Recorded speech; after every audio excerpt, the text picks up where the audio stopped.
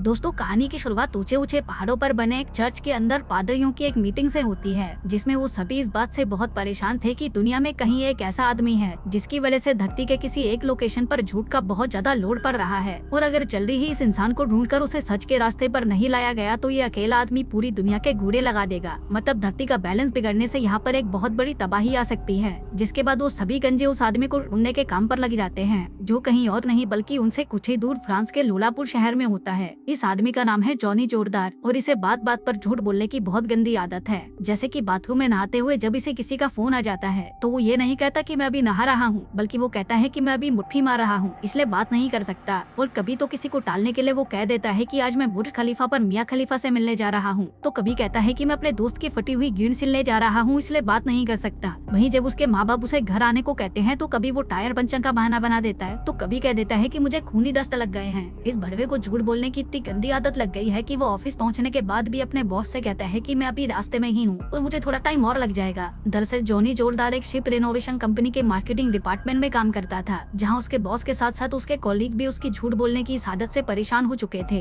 पर क्योंकि जॉनी जोरदार अपने काम में बहुत अच्छा था, इसलिए उसकी बॉस शाशा मरवाले को ना चाहते हुए भी उसे झेलना पड़ रहा था। हम देखते हैं कि आज उसकी कंपनी के लिए एक बहुत बड़ा दिन है, क्योंकि वहाँ पर एक रशियन कंपनी का मालिक आने वाला है, और अगर सब कुछ ठीक रहा तो उन्हें उस कंपनी से एक बहुत बड़े काम का कॉन्ट्रैक्ट मिल सकता है। इसलिए उस रशियन को एयरपोर्ट से लाने और जहाँ उसकी पूरी देखरेख करने की जिम्मेदारी जॉनी जोरदार को दी जाती है। उधर जॉनी जोरदार को लग रहा था कि वो रशियन कोई लड़की है, और अगर उसने उसे पटा लिया तो वो जितने भी दिन यहाँ पर रहेगी जॉनी जोरदार उसे घोड़ी बना सकता है। लेकिन उसे रशियन भाषा नहीं आती थी, इसलिए वो अपने एक ऑफिस मेंबर को रशियन ट्रांसलेटर का इंतजाम करने को कहता है। आगे वहाँ पर उस ट्रांसलेटर को बुलाया जाता है जिसका नाम बेला बेमिसाल होता है, जो साली दिखने में एकदम कड़क माल थी, तो जॉनी जोरदार का उसे देखते ही खड़ा हो जाता है। वो उसे पटाने की कोशिश करता है, लेकिन बेला बेमिसाल उसे इग्नोर कर देती है। इसलिए आखिर में जॉनी जोरदार उसे झूठ बोलता है, कहता है कि बचपन से ही मेरी माँ ने मुझे कभी दूध नहीं पिलाया, इसे तुम्हें देखते ही मुझे मेरी माँ की याद आ गई। अरे तुम खुद समझदार हो। लेकिन बेला बेमिसाल कहती है कि मुझे ऑफिस में पर्सनल बातें करना बिल्कुल भी अच्छा नहीं लगता, और मैं ये सब प्रोफेशनल रखना चाहती हूँ। आगे जॉनी कंपनी के वर्करों से मिलने वर्कशॉप पहुँचता है, जहाँ उसका बड़ा भाई डैनी ढक्कन और उसकी पत्नी वर्जीनिया यहाँ के इंचार्ज होते हैं। वो दोनों से वर्करों से मिलवाने लेकर जाते हैं, पर तभी रास्ते में जॉनी उन्हें एक और झूठ चिपकाता है। कहता है कि हमारे ऑफिस में जो नई डांस लेकर आई है ना, वो पहली नजर में ही मुझ पर फिदा हो गई। वो तो मेरे हाथ जोड़ने लग गई कि प्लीज मेरी पिंकी बजा दो बजा दो, लेकिन मैंने ही उसे मना कर दिया क्योंकि मैं एक प्रोफेशनल आदमी जो हूँ। वहीं उसकी बातें सुनकर उसके भाई और भाभी समझ जाते हैं कि ये भीसड़ी वाला फिर से झूठ बोल रहा है। आगे वर्करों के पास पहुंचकर जॉनी जोरदारों ने समझाता है कि ये कॉन्ट्रैक्ट मिलते ही कंपनी तुम्हारी मांगों पर जरूर ध्यान देगी, और तुम्हें रोज रात को एक ठंडी बियर और बजाने के लिए रशियन मिलेगी, इसलिए तुम अभी शांत रहो और उन रशियंस के आगे ऐसी कोई हरकत मत करो जिससे उन्हें शक हो जाए कि हम उनकी मारने वाले हैं। लेकिन उन वर्करों को भी उसकी बातों पर जरा भी भरोसा नहीं था, क्योंकि वो सभी उस झूठे को अच्छी तरह जानते थे। इसलिए उन वर्करों का जो लीडर होता है वो उसकी बात मानने से मना कर देता है। इसके बाद जॉनी जोरदार का भाई उसे अपने साथ उनके माँ बाप के घर ले जाता है। आगे लंच के दौरान जब उसके माँ बाप उसका हाल पूछते हैं तो जॉनी कहता है कि मेरी तो गेंद फटी पड़ी है, बॉस ने ये डील करने की जिम्मेदारी मुझे दी है, इसलिए मुझे कैसे भी करके उन रशियंस को पटाना ही पड़ेगा। अब ऐसे ही वो कई सारे और भी झूठ बोलता है और वो सभी उसकी बकचोदियां झेलते रहते हैं। लेकिन थोड़ी देर बाद वो उसे अपने गार्डन में ले जाते हैं, क्योंकि उसकी इस आदत से परेशान होकर वो लोग आज उसकी झुका कर लेने वाले थे। यहाँ पर उन वर्करों का लीडर और जॉनी जोरदार का असिस्टेंट भी आया होता है, क्योंकि जॉनी ने सबको बोल रखा था कि उसके असिस्टेंट को काम के बारे में कुछ नहीं पता। साथ ही उसने अपने बड़े भाई डैनी ढक्कन को एक चूतिया कहा था, जो हमेशा कोई न कोई कांड करता ही रहता है। वहीं डैनी ढक्कन की पत्नी वर्जीनिया को तो उसने एक धंधे वाली बता दिया, जो उसका घोड़ा लेने के लिए हमेशा तैयार रहती है। वो सभी उसे समझाने लगते हैं कि अब तुमने हद पार कर दी, बहनचोद दुनिया में तुमसे ज्यादा झूठा इंसान हमने आज तक नहीं देखा,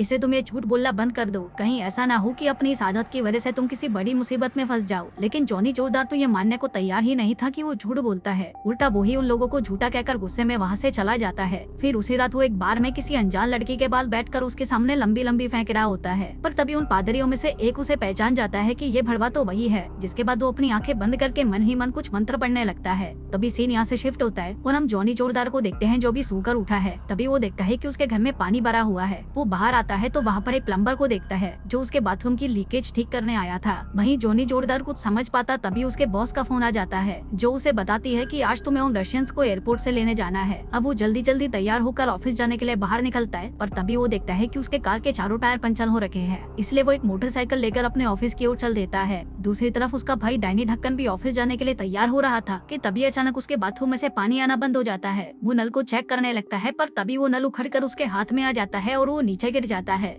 वहीं जब जॉनी जोरदार अपने ऑफिस पहुंचता है तभी पीछे से वर्जीनिया उसके पास आकर कहती है कि अब बस बहुत हुआ, मुझे मुझे अभी के अभी तुम्हारे घोड़े की सवारी करनी है, इसलिए मैं कल ही डैनी डक्कन को छोड़कर तुम्हारे पास आ रही हूँ। जो कहकर वो वहाँ से चली जाती है और जॉनी जोरदार का मुंह खुला का खुला रह जाता है। उसे कुछ समझ नहीं आ रहा था कि इसे आखिर हो क्या गया है। वो इस बारे में सोच ही रहा था कि तभी वहाँ पर बेला बेमिसाल मुस्कुराते हुए उसके पास आती है और उसके गाल पर किस करके कहती है कि मैं तुम्हारे लिए घोड़ी बनने को तैयार हूँ। इसके बाद अंदर जाते हुए वो उसे बताने लगती है कि कल रात मैं तुम्हारे बारे में ही सोचकर अपनी गुफा में उंगली कर रही थी। जो सुनकर जॉनी जोरदार को कुछ समझ नहीं आता कि बींचो ये सब हो क्या रहा है। कल तो ये मुझसे दूर भाग रही थी और आज ये मेरा मुंह में लेने को भी तैयार है। फिर अंदर जाकर वो देखता है कि उस रशियन कंपनी का मालिक अपनी असिस्टेंट के साथ खुद ही एयरपोर्ट से वहाँ पर आ गया था और वो बहुत गुस्से में था। तभी जॉनी उससे माफी मांगते हुए उसे बेला बेमिसाल के साथ उनके गोडाउन में जाने को कहता है। इसके बाद वो अपनी बॉस शाशा मरवाले को लेने उसके कैबिन में जाता है, लेकिन वहाँ पर जाकर वो देखता है कि शाशा की तो गेंद फटी पड़ी है और वो एक कोने में छुपी बैठी है। जॉनी उसे उन रशियन के सामने चलने को कहता है, लेकिन शाशा उसे मना कर देती है और कहती है कि तुम ही उससे डील कर लो।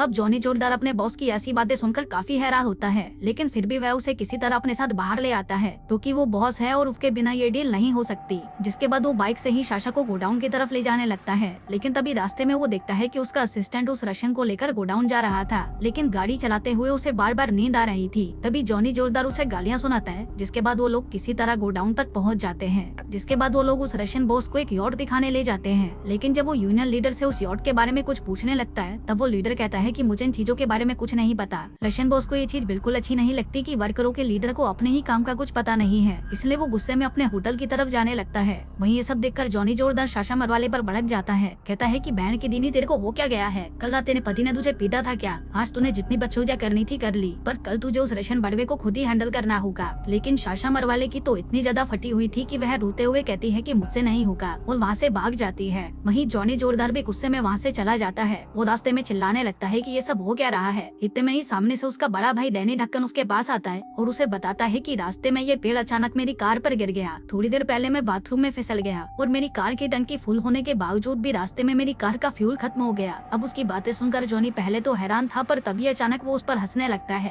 कहता है कि मैं समझ गया, ये सब तुम लोगों का प्लान है, तुम लोग मुझे चूतिया बनाने की कोशिश कर रहे हो। जो कहकर वो अपने माँ बाप से मिलने उनकी शॉप पर जाता है, लेकिन उसे आता देखते ही वो दोनों अपनी दुकान का शटर बंद कर देते हैं। तभी जॉनी जोरदार बाहर से ही चिल्लाकर उन्हें कहता है कि बस बहुत हो गया, अब ये सब नाटक बंद करो। पर तभी उसके माँ बाप अंदर से गुस्से में उसे कहते हैं कि चला जा बेसड़ी के। तभी वापस जाते हुए उसके फोन पर उसके भाई की पत्नी वर्जीनिया वीडियो कॉल करती है और उसे कहती है कि मेरी गुलाबी तितली तुम्हारे लिए तड़प रही है, इसलिए जल्दी से मेरे पास आओ और मेरी प्यारी सी तितली का चमगादड़ बना दो। वहीं जॉनी जोरदार को लगता है कि वो भी इस नाटक में शामिल है, इसलिए वो उसे कहता है कि मुझे शादीशुदा औरतें पसंद नहीं है, मेरा बस एक ही सिद्धांत है, जहाँ दिखी कन्याकुमारी वहीं झुकाकर उसकी दे मारी। जो कहकर वो वहाँ से चला जाता है। फिर रात में जब वो सोने जा रहा था तभी वहाँ पर बेला बेमिसाल आ जाती है। वो कहती है कि मेरी जान तुम तो मेरी लेने आई ही नहीं, लेकिन देखो मैं तुम्हें अपनी देने खुद ही आ गई। जिसके बाद वो दोनों रात भर मजदूरी करते हैं और सो जाते हैं। फिर अगली सुबह डैनी ढक्कन उससे मिलने आता है और उसे बताने लगता है कि मुझ पर किसी ने काला जादू कर दिया है। वो इसका सारा इल्जाम जॉनी जोरदार पर लगाता है। कहता है कि तूने ही सबको बोला था कि मैं एक चूतिया हूँ और अब मेरे साथ सभी चीजें बुरी हो रही हैं। उसकी बात सुनते ही जॉनी जोरदार को सब कुछ समझ आ जाता है कि ये सब उसके बार बार झूठ बोलने की वजह से हुआ है और उसने जितने भी झूठ बोले थे वो सब हकीकत में बदल गए हैं, लेकिन अब उसे कैसे भी करके इसे ठीक करना था। तभी डैनी ढक्कन उसे कहता है कि तुमने एक बार बचपन में मुझे झूठ बोला था कि हमारा पड़ोसी एक सीरियल किलर है। जो सुनकर उन दोनों की एक साथ फट जाती है और वो जल्दी से अपने माँ बाप के घर पर जाने लगते हैं, क्योंकि वो समझ गए थे कि बाकी सभी झूठों की तरह जॉनी का ये झूठ भी सच हो सकता है। अब क्योंकि उनका घर वहाँ से काफी दूर था तो डैनी ढक्कन अपनी पत्नी को कॉल करके कहता है कि जरा चेक करके बताओ कि मॉम डैड सेफ तो है ना। लेकिन वर्जीनिया ऐसा करने से साफ मना कर देती है, क्योंकि वो जॉनी जोरदार के लिए इस हद तक पागल हो चुकी थी कि वो उसकी तस्वीर का टैटू अपने पिछवाड़े पर बना रही थी। अब किसी तरह वो दोनों भाई घर पहुंच जाते हैं, जहां वो देखते हैं कि उसके माँ बाप तो सेफ हैं। तभी जॉनी अपने बाप को गले लगाने लगता है, पर तभी उसका बाप उसे गाली देकर दूर कर देता है, जो देखकर वो समझ जाता है कि ये सब भी उसके झूठ की वजह से हो रहा है। आगे उसकी माँ भी उससे ऐसे ही गुस्से में बात करती है, यहाँ तक कि वो उसे खाना भी फेंक कर देती है, जबकि उसके भाई से तो वो दोनों बड़े ही प्यार से बात कर रहे थे। अब ये सब देखकर जॉनी जोरदार से भी रहा नहीं जाता और वो कह देता है कि आप लोग मुझसे ये कैसे बात कर रहे हो।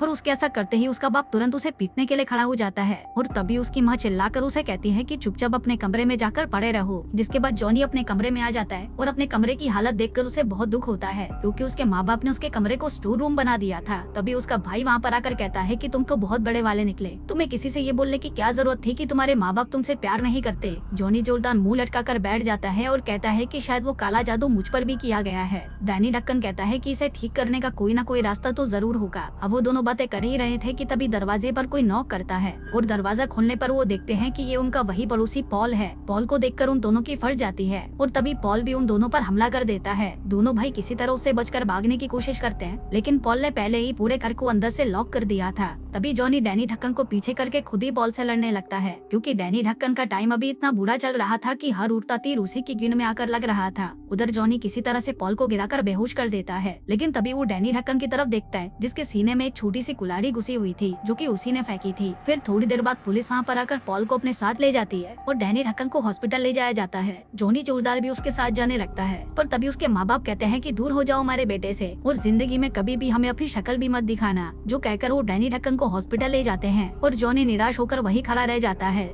फिर रात को जब वो बेला बेमिसाल से मिलता है तो वह उसे कहती है कि तुम्हें अपने माँ बाप की बातों से दुखी होने की कोई जरूरत नहीं है, क्योंकि वो तो साले बचपन से ही तुम्हारे साथ बुरे हैं। अब ये सुनते ही जॉनी जोरदार को गुस्सा आ जाता है और वो कहता है कि मेरे माँ बाप मुझसे बहुत प्यार करते हैं और मैं भी उनसे उतना ही प्यार करता हूँ। जिसके बाद वो बेला बेमिसाल को सच बता ही देता है कि मैंने अपने माँ बाप के बारे में सब कुछ झूठ बोला था। बेला बेमिसाल पूछती है कि तुम झूठ बोलते ही क्यों हो। इस पर जॉनी कहता है कि मैंने अपनी जिंदगी का पहला झूठ तब बोला था जब मैं स्कूल में एक मैच हार कर आया था। उस दिन मैं बहुत दुखी था, लेकिन अपने हारने की खबर सुनाकर मैं अपने माँ बाप को दुखी नहीं करना चाहता था, इसलिए उनके पूछने पर मैंने उनसे झूठ बोल दिया कि मैं वो मैच जीत कर आया हूँ और उस मैच में सबसे ज्यादा गोल भी मैंने ही किए हैं। ये सुनकर मेरे माँ बाप बहुत खुश हुए थे, लेकिन उसके बाद मुझे झूठ बोलने की जैसे आदत ही लग गई, क्योंकि मेरा मानना था कि इस तरह मैं लोगों को खुश रख सकता हूँ। जिसके बाद मैं बचपन से लेकर अभी तक सिर्फ झूठ ही बोलता आ रहा हूँ, लेकिन मैंने ये कभी नहीं सोचा था कि मेरे झूठ बोलने की वजह से मेरे से प्यार करने वाले लोग एक दिन मुझसे नफरत करने लगेंगे। वहीं बिल्ला बेमिसाल को उसका सच बोलना बहुत अच्छा लगता है और अब वो उससे प्यार करने लगती है। वैसे भी जॉनी ने उसके बारे में अपने दोस्तों से झूठ ही बोला था कि वो उसके पीछे पागल है, तो वो भला उससे प्यार क्यों नहीं करेगी। जिसके बाद वो जॉनी को उसके माँ बाप से बात करने के लिए तुरंत हॉस्पिटल जाने को कहती है। आगे जॉनी हॉस्पिटल जाता है और अपने भाई के सामने उनके बचपन के कुछ किस्से याद करके इमोशनल हो जाता है, जिसके साथ ही वो अपने भाई के ठीक होने की दुआ करने लगता है।